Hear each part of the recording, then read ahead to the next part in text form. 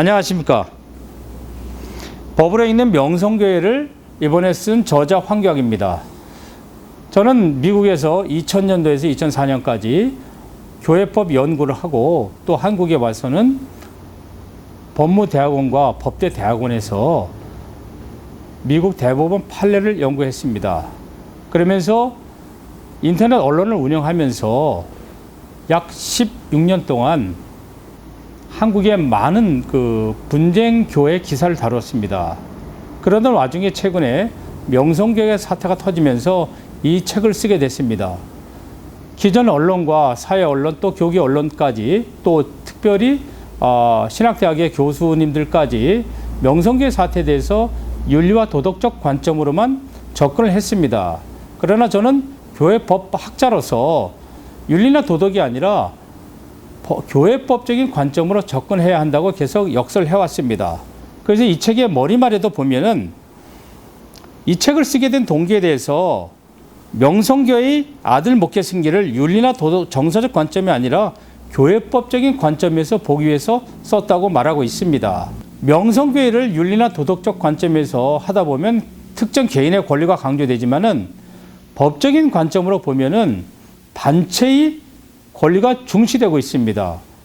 교인총회를 통한 교인들의 단체 권리, 또 노회를 통한 노회원들의 단체 권리, 법리부서를 통한 법리부서원들의 단체 권리가 중시되고 있습니다. 그래서 이 책은 처음부터 세습방지법의 기원, 감리교 사태를 다루면서 어떤 것이 세습방지법이고 또 세습방지법의 문제점이 무엇이고 이런 것을 다루면서 장로교는 감리교처럼 감리사의 권리를 제한하는 것이 아니라 교인의 권리를 제한한 법으로 만들었습니다. 그래서 장로교는 지교회가 우선이 돼야 되는데 특별히 교단 헌법 2조에 교회의 자유가 강조되어 있는데 교단의 자유가 세습방지법을 만들어서 이렇게 한 개교회를 압박하고 있습니다. 저는 그렇다면 처음부터 교회의 자유가 아니라 교단의 자유로 헌법을 바꾸었어야 됐습니다. 이런 상황에서 교단의 자유만을 갖고서 한 개교회의 세습을 했다, 혈연 목회 승계를 했다고 논하는 것은 교인의 권리를 침해하는 것이라고 주장하고 있습니다. 그래서 이 책의 목차를 보면은 세습방지법의 기원과 세습 절차, 입법 과정에 대해서 말하고 있고요. 그리고 교회의 자유와 또 명성교회의 자유에 대해서 얘기를 하고 있습니다. 그러나 그렇다고 해서 이 책이 명성교회를 옹호한다거나 명성교회를 주장한다는 것은 아니고 명성교회를 통해서 교인의 자유와 교인의 권리를 강조하자는 것입니다.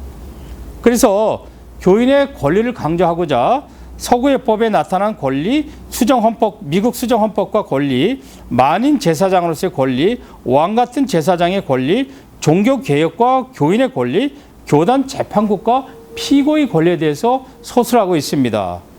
이후에 예장통합교단의 법리부서에 대해서 논의하고 있습니다.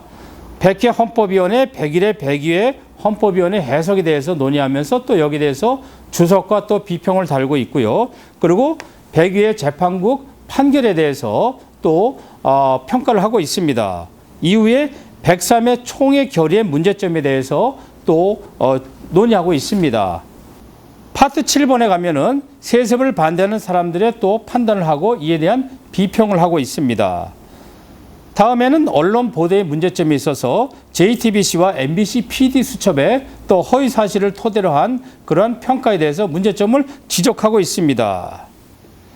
마지막으로 명성교회권 원피고 부적격으로 재심은 불가능하다는 것을 또 말하고 있습니다. 이 책을 보면은 재심이 왜 필요한지, 재심이 왜 있어야 되는지, 또 현 명성교회권은 왜 재심이 불필요한지, 지금 명성교회권에 대해서는 원피고가 부적격합니다.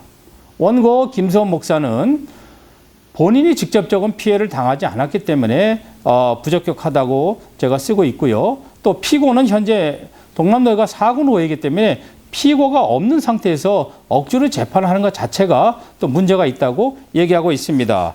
그리고 부록에서는 여러 교회 법학자들의 견해를 드러내고 있습니다. 이정환 목사, 소재일 박사, 유장춘 박사, 최경건 목사에 대한 견해를 또 드러내고 있고요. 마지막으로 명성교회 입장에 있어서 명성교회 당회와 명성교회 장로의 입장을 드러내고 있습니다. 이 책은 이렇게 결론을 맺고 있습니다. 이제 우리는 명성교회 사건을 개인의 의견과 가치 판단, 윤리보다 교회법으로 이응돼 익숙해질 필요가 있다. 명성교회라는 특정한 교회를 통해서 신도들 개개인의 권리를 강조하고 있습니다. 그리고 진정한 교인들의 자유가 무엇인지, 또 양심의 자유가 무엇인지, 교회에서 교인들의 정체성이 어떤 것인지 강조하고 있고요. 그리고 지금까지 교회 법리부서의 판단이 무엇이 잘못됐는지 하나하나씩 짚어서 드러내고 있습니다. 여러분들이 이 책을 읽다 보면 그렇게 어렵지가 않기 때문에 많은 교회법적인 관점에서 도움이 되리라 생각이 듭니다.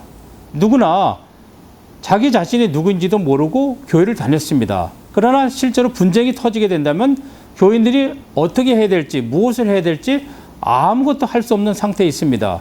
지금부터 여러분들이 이 책을 읽게 된다면 여러분들이 교회에서 얼마나 중요한 존재인지, 여러분들의 권리가 얼마나 중요한지, 하나님이 주신 여러분들의 자유가 얼마나 여러분들한테 도움이 되는지 이 책을 통하여 알게 될 것입니다. 그리고 교단이 얼마나 한 개교회를 무너뜨리는데 큰 역할을 할 수 있는 것인지, 또 외부 언론이 얼마나 잘못 편성되어 있는지 이 책을 통해서 많은 것을 알게 될 것입니다. 감사합니다.